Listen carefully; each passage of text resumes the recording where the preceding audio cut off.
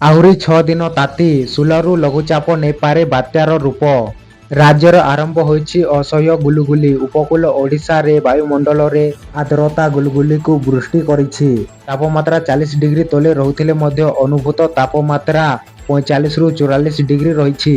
ଉପକୂଳ ଓଡ଼ିଶାରେ ଏହି ସ୍ଥିତି ଆସନ୍ତା 6 ଦିନ ପର୍ଯ୍ୟନ୍ତ ଜାରି ରହିବ ଓ 10 ତାରିଖରୁ ତାପମାତ୍ରା ବୃଦ୍ଧି ପରେ ଗ୍ରୀଷ୍ମ ଲହରୀ ପରିସ୍ଥିତି ସୃଷ୍ଟି ହେବ।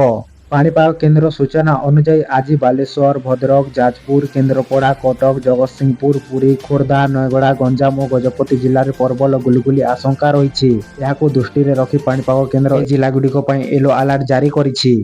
ଅପରପକ୍ଷରେ ଆସନ୍ତା 16ରେ ପୂର୍ବ କେନ୍ଦ୍ର ବଙ୍ଗୋପସାଗର ସଂଲଗ୍ନ ଉତ୍ତର ଆଣ୍ଡାମାନ ସାଗରରେ ଏକ ଲଘୁଚାପ ସୃଷ୍ଟି ହେବାର ସମ୍ଭାବନା ରହିଛି।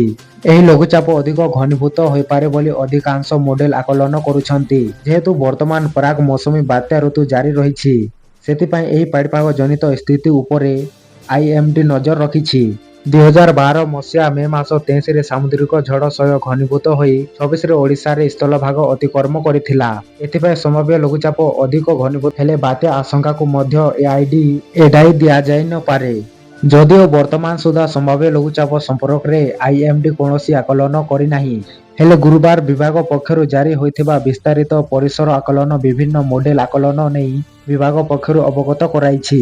ଏଥିରେ କିଛି ମଡେଲ ଏହି ଲଘୁଚାପ ସୃଷ୍ଟି ପରେ ବାତ୍ୟା ହେବା ନେଇ ଆକଳନ କରୁଥିବା ବେଳେ କିଛି ମଡେଲ ଏହା ବାତ୍ୟା ହୋଇ ଦିଗ ପରିବର୍ତ୍ତନ କରିପାରେ ବୋଲି ଆକଳନ କରୁଛନ୍ତି।